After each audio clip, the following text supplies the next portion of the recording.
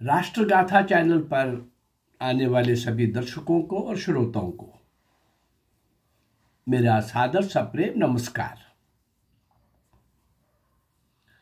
आज 23 जनवरी को नेताजी सुभाष चंद्र बोस का जन्म दिवस है। पराक्रम दिवस के रूप में सारे देश के अंदर मनाया जा रहा है। शायद पिछले वर्ष से इस नई केंद्रीय सरकार ने नेताजी सुभाष चंद्र बोस के अद्वितीय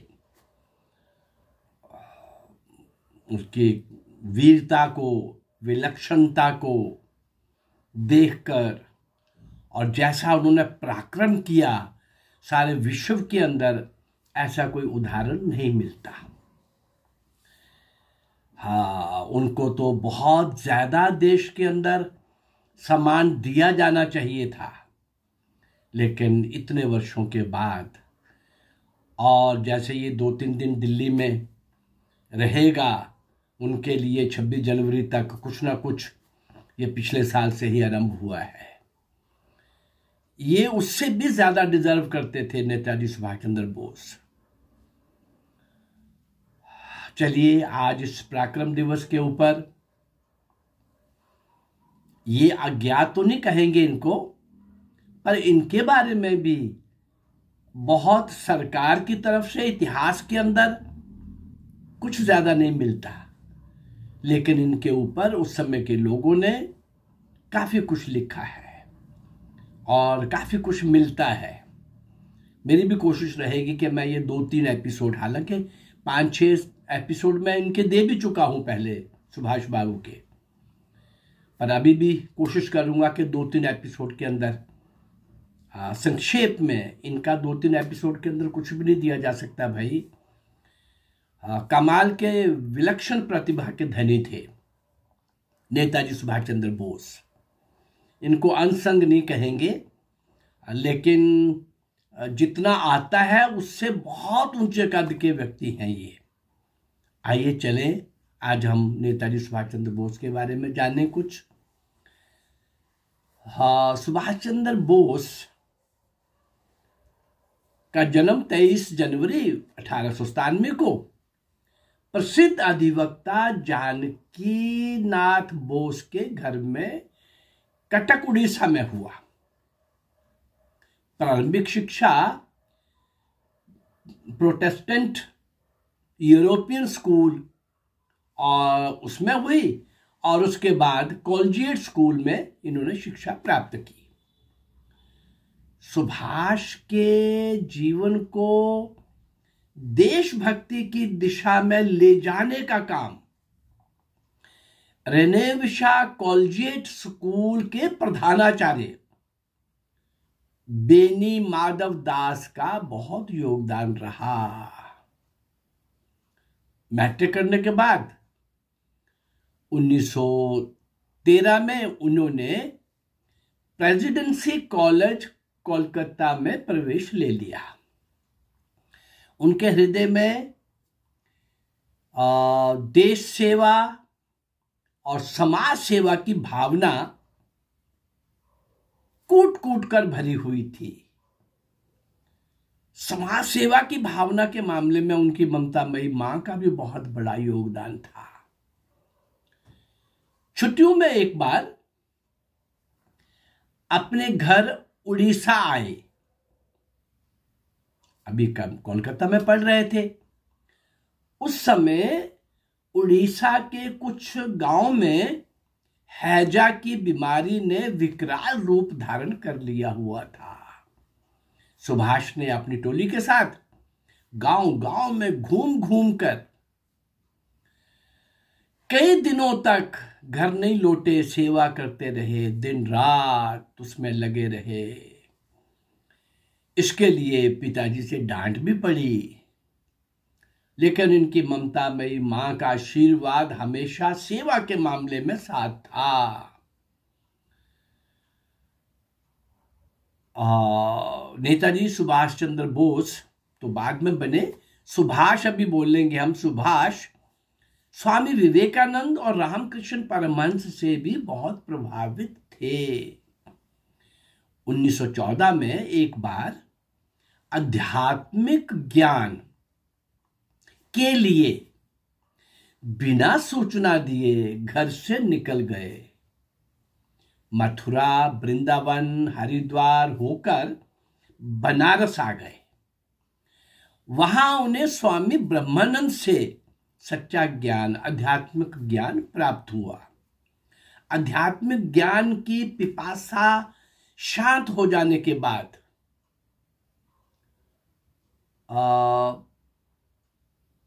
बहुत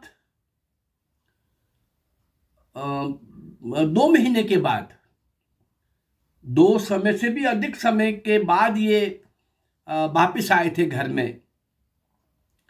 तो स्वाभाविक है कि पिताजी से भी डांट पड़नी थी और घर में त्राही त्राही हो रही थी, बता के भी नहीं गए थे।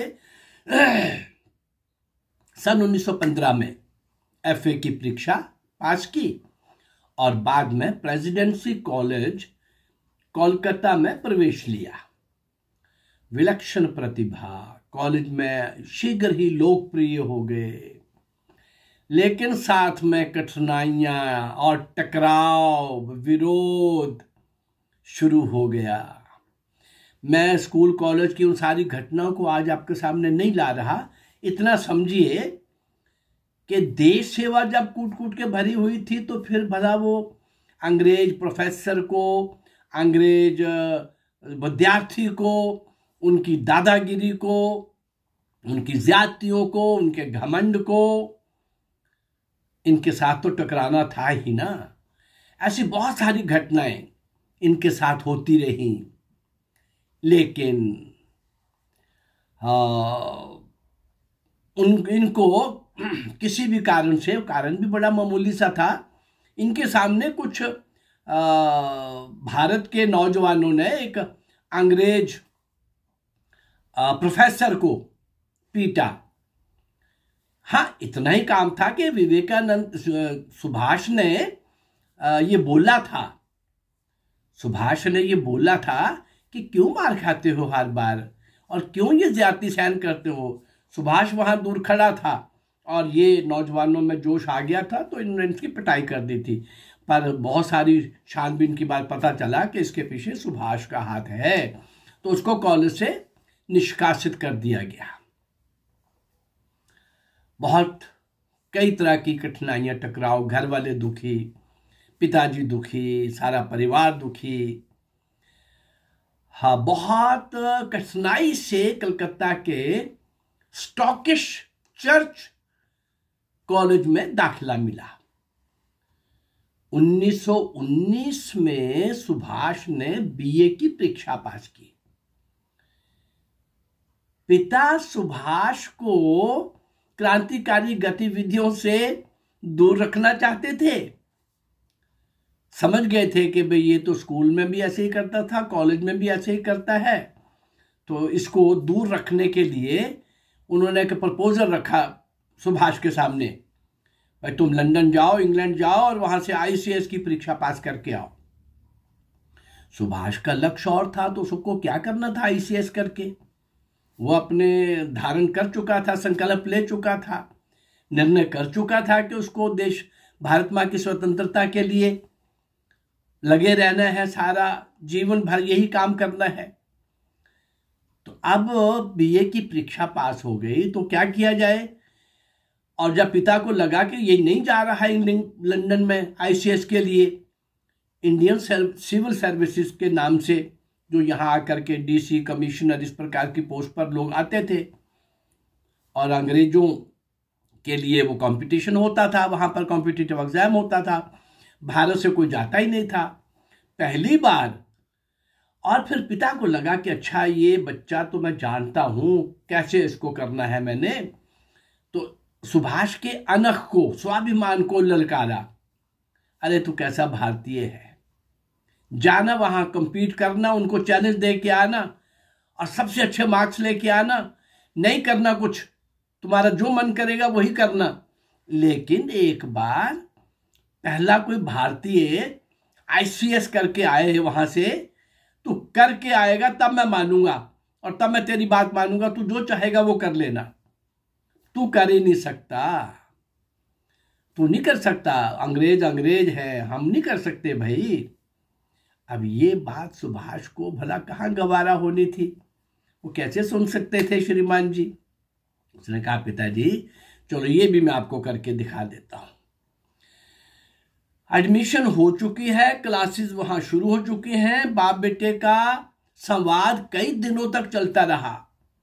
आखिर में पिताजी को सफलता मिली, इस बच्चे को जोश दिला करके, भारत का स्वाभिमान जगा करके और अंग्रेजों को जा करके पछाड़ के आओ ऐसा बोल करके शिप में बैठे। लेकिन शिप और 12 दिन लेट हो गया मौसम की खराबी के कारण।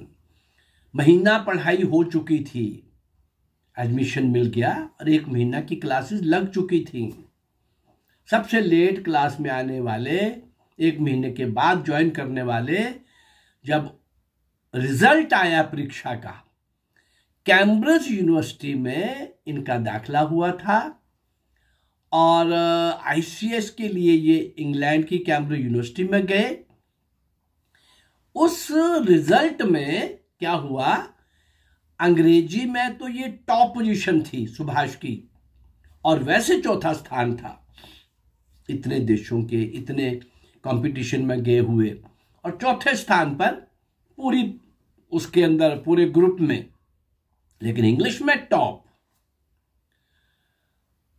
हाँ, सुभाष के लिए उच्च कोटि की प्रशासनिक नौकरी तो अब तैयारी थी, लेकिन जीवन के इस मोड़ पर, महत्वपूर्ण मोड़ पर, यह निर्णय कुछ और निर्णय ले लिया। मन में तो शुरू से था ही था। और वो क्या निर्णय लिया, वो निर्णय लेकर के अपने बड़े भाई शरत बाबू को, अपने बड़े भाई शरत बाबू को ये निर्णय उन्होंने सुनाया। और इस निर्णय के अंदर शरत बाबू, चित्तरंजन दास और अपनी मां की सहमति भी करवा ली। हालांकि जब ये जा रहे थे श्रीमान जी वहां पर, जब पता चला कि भारत उसका हो गया है पूरा 1 साल, परीक्षा हो गई है, रिजल्ट हो गया है, वो वापस भारत में लौट रहा है, तो ये माँ जगह जगह मन्नत करती कि उसका दिमाग पता नहीं ठीक हुआ कि नहीं हुआ, आ रहा है तो वैसे ही ऑफिसर बनना चाहिए, उसको शादी करानी चाहिए, मेरी बहू आनी चाहिए। हर माँ की जो स्वाभाविक इच्छा होती है वो उसकी भी थी। वो अपने स्वप्न सजाए हुए थी और पिता को तो पता था कि भी अब कुछ भी हो सकता है, वो क्या करेगा मुझे कुछ नहीं पता, हमें कुछ नहीं पता, कुछ भी हो सकता है। लेकिन वो अपनी तरह से खुश थे कि चलो आकर के, और थोड़ी देर तो मैं उसको चुनौती दूंगा, मैं थोड़ी देर तो नौकरी करके दिखा, जरा उनके साथ बैठ के दिखा। पिताजी दोनों मामलों में सफल हो गए। आए तो माताजी निराश हुई, भाई ये तो बातें कुछ और बोल रहा है। हाँ हो गई ना, कर लिया ना मैंने आईसीएस, आपकी बात मान ली ना। अब उच्च कोटि की प्रशासनिक नौकरी भी तैयार और इधर से इनका ये महत्वपूर्ण निर्णय। और निर्णय क्या था कि वो अपनी मां की सहमति से भारत मां की सेवा के लिए, भारत मां की सेवा के लिए वो निर्णय ले रहा था कि मुझे बचा हुआ शेष जीवन, ये जवानी और जब तक मैं हूं तब तक मुझे उसी के लिए काम करना है।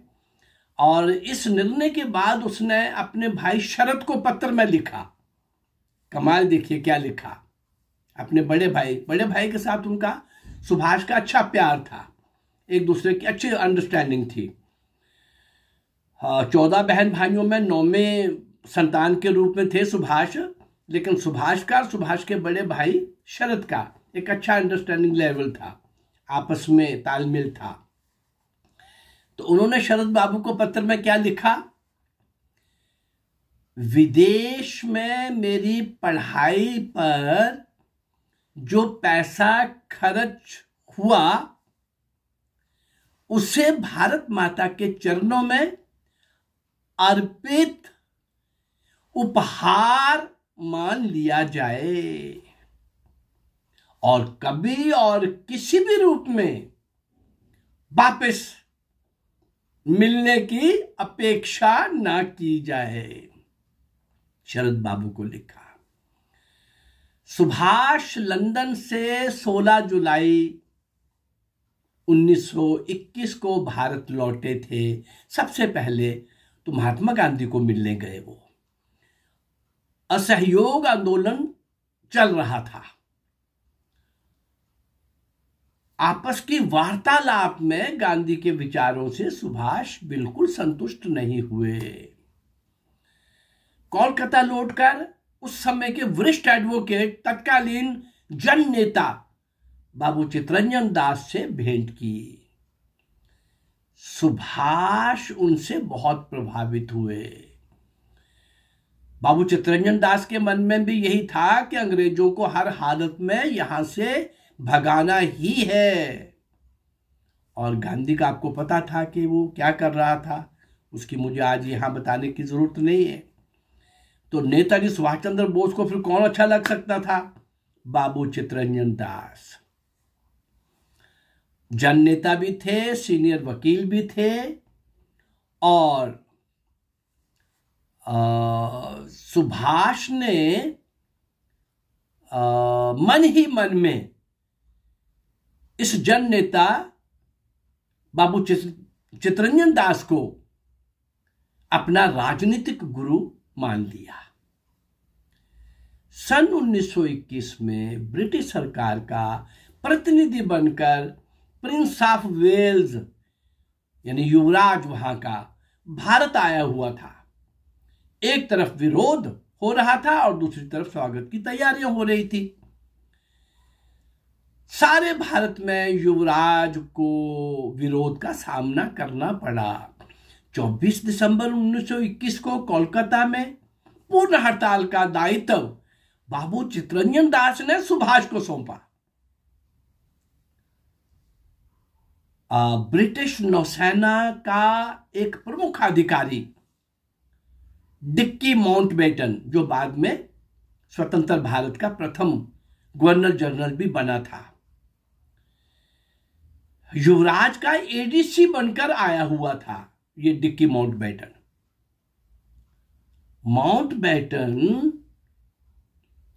महारानी विक्टोरिया की प्रपोत्री का पुत्र था, यानी उसी राज परिवार से ही था ये। और बहुत बड़ी कॉन्स्पिरेसी है, कैसे आया, क्यों आया और क्या करने आया, वो सब कुछ उनका निश्चित था। उसने कुछ देर जब वो आया हुआ था तो सुभाष से वो 3 वर्ष छोटा था।